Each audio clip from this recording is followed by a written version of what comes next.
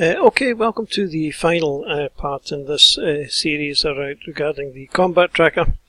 And this time we're going to look at combat. So we've got our player characters on the map, we've got them on the combat tracker, we've got an encounter all prepared and ready to go, and so we're just going to place this encounter on the combat tracker. Can get rid of it, and we can see that everybody's on the map, and they're on the combat tracker as well. And if we have a look at the player screen, of course at the moment they can't see anything because the characters, the NPCs are still invisible. So if we make the NPCs visible, then the players can now see everything on the map and on the combat tracker. And the first action that we would do would be to roll initiative. Now normally the player characters would roll their initiative and then the DM would roll the NPC's initiative. But I'm just going to roll all the initiatives for speed. So we've got the option here, initiative, and then the DM has got the option to roll everything, just the NPCs or just the PCs, or to clear all the initiatives. So we're just going to roll all the NPCs or roll all the initiatives here. And we can see that the Banshee here is going to be going first. And so we drag this little icon up here and drop it on the Banshee, and the combat round has started. We see combat round number 1. If you want to redo this or change the number, you can just mouse over it and just type in a number. And if you wanted to advance the rounds and you know, a certain amount of times, if you right click over this little curly arrow, you can take it to a certain number. You can add in a number of rounds and it'll automatically go through that. You can reset this in a number of ways. You can just type in 1 or whatever here, and if you go to the menu and we've got rests here, if we take a long rest, then the rounds are reset to the correct, or reset to 1. By doing so, we've also reset our initiatives as well. So let's get them back on. And so Shadow's going first. So let's switch over to the player screen now and have a look at what we can do with Shadow. So Shadow wants to attack. Now all the although the DM has got all the attacks and things like that in the combat tracker, the players need their character sheet in order to make attacks. So we just double click on the portrait and we will get all of our attacks here and all of our actions on our combat tag. So Shadow wants to make an attack, so she's just going to hold down the CTRL key and then she's going to click on this kobold here. And we can see right away that we've got a distance marker appears. We're 20 feet away. We can see up in the combat tracker that the Goblin 8 has been targeted, and so we're now free to make our action, or to take our shot with our short bow. And we just need to double click on the attack, and of course naturally we've rolled a 1, so we've automatically missed the target, so nothing very much has happened. So Shadow's actually done, that's her turn done, and so she just clicks on the turn complete button and it moves along to the next combatant, which is a kobold, a goblin. And pretty much the Dungeon Master will just do the same thing. The Goblin 8 is the next one to go. We zoom in a little bit. Sometimes it's hard to see which character is which. A couple of tricks you can do to make this easier. The first is to flash the NPC by hiding it and unhiding it, and you'll see that it pops in and out. The only downside of that is that it removes all targeting, etc. From the combat tracker. The other thing is if you've kind of zoomed in close enough, and one of the options that you have is to turn on auto center of map. So when it's the when it comes to Cobalt 8's turn, it'll jump to Cobalt 8. We can demonstrate this if we just miss out Cobalt 8 and jump to 3. It'll move to this. But if you've got this zoomed out, it won't work so well. But if you've got it zoomed in, then it does make it a little bit easier. So as I say, Goblin 3 is just going to do the same kind of thing as Shadow did. We're going to hold down CTRL, obviously this is a DM that's doing this, and then we're just going to click, and we can see Iona has been targeted, and we can make our attack with our short bow. We have a hit, and then we can just double click on the damage to deal the damage, and we can see that automatically Iona has taken the 3 points of damage. And this is essentially what you would carry on doing. If we jump to Iona's turn here, and let's suppose that Iona has decided to attack the Banshee here. We'll switch over to the PC or the player screen. This is Iona's turn, so let's say that she decides to attack this Banshee. And let's get Iona's character sheet up.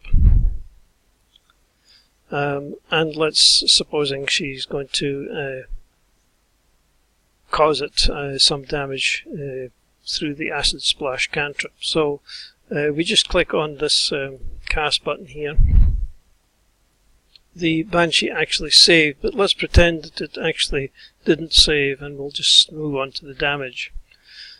So it makes the damage, but as we can see down here in chat, the Banshee has partially resisted this damage, and this is because the Banshee has resistance to acid, which the player doesn't know because it doesn't appear on the combat tracker, but the DM can see that the Banshee has got resistance to certain damage types. So Fantasy Grounds takes that into consideration, and although she rolled 4 for her damage, only 2 points of damage actually got through to the Banshee. If we switch round to the Mage's turn now, let's look at this one here, the Fireball spell, and it again, we can, all of these little links here will open up, so we can look up at the Fireball spell, and it says a 20-foot radius sphere. So we can make a sphere, if I can remember how. Here we go, I remembered. If we make our sphere to 20 foot, there it is, and then we can move it about, and we will easily cover all of the player characters with our 20-foot radius spell. So the Mage will simply target by holding down CTRL. Now you can click, you can target using the map, just using the tokens, or you can target on the combat tracker as well. But we'll just use the map, so we will target all the player characters. We can see down here that the Mage has targeted all of the NPCs. If we click on this targeting button here, we can see that a bit more clearly. And we can just move straight on to the first part of the spell, which is a Dex saving throw. We can see the results here, that everybody has failed apart from Shadow, who succeeded. And then we can just go straight to the damage. The 34 points of damage has been rolled. The 34 has been applied to Daenerys and to Iona, but because Shadow saved, she only gets 17. So Fantasy Grounds will handle a lot of this kind of automation. It'll handle resistances and immunities and all that kind of thing as well. If we look again at the Banshee, for example, has got an immunity to Charmed. If we switch back through to Iona's turn, and let's get Iona up here. If Iona she still has the Banshee targeted. But if she decided to try and charm this Banshee, if she put her charmed effect on it, we see that Fantasy Ground tells us that the target is immune. So no effect was placed on the Banshee because it was immune to the charmed effect. And just while we're here, we notice the mage armor. If Iona was to decide to use her mage armor, she could place that effect by clicking the effect button here. We go to the combat tracker and we'll see now that Iona has got an effect on her, increasing her armor class. If we switch back to the DM view and go to Goblin 8, so Goblin 8 now was to decide to move forward and attack Iona. He would just target her in a normal way and double click, and we can see that in the chat window here the defense effects +3 has been taken into consideration. So that's Iona's effect of AC 3 increasing her AC. So the Goblin has missed because the effect has been taken into consideration, making her armor class 3 points higher than what it was. If we swing now back to Daeneric's turn, and let's suppose, so we'll switch to the player screen so that we can see. If Daeneric now moves forward, the DM, that's his move, the DM can now approve that move by middle mouse clicking, so Daeneric moves. And supposing he targets this Goblin here, we need to get Daeneric's screen up. And supposing he hits it with his battle axe, he missed, but let's suppose he actually dealt some damage. We can see here that it caused critical damage to the Goblin, and because we've got the system shock switched on, it's made a roll, and it's failed, and the result is that the Goblin cannot take any reactions. So this again is something which is automatic. We saw that in the options. We can switch this option on, so we've got it on, and so the system shock has made a roll. Now if Daeneric had a second attack, and just for the sake of argument, let's say that he makes another attack and hits, and he's now done enough damage to kill that Goblin, and in the DM screen we see now that the Goblin is dead, and we've got this little delete item pops up on the DM's combat tracker, and you can just double click on that, and the Goblin is now dead and removed from the combat tracker.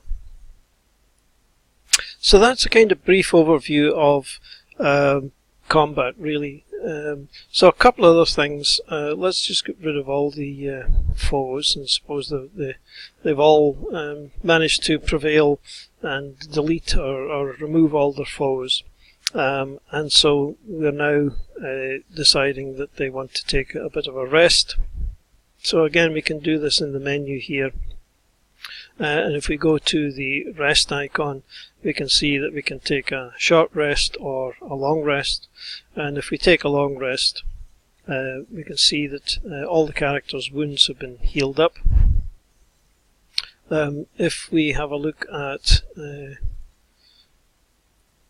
Iona here, if she uses up some spells, for example, and then we take another long rest just to demonstrate this, we can see that Iona's spells have come back, and this will happen for anything that recovers on a short rest will similarly recover if that's what the rules state. So I think that's kind of it, really. The only other option I haven't covered in here is the effects option. You can clear all the effects from the characters, or you can clear expiring effects. Essentially, expiring effects are those which have got a duration of less than an hour. If you've got something which is permanently on the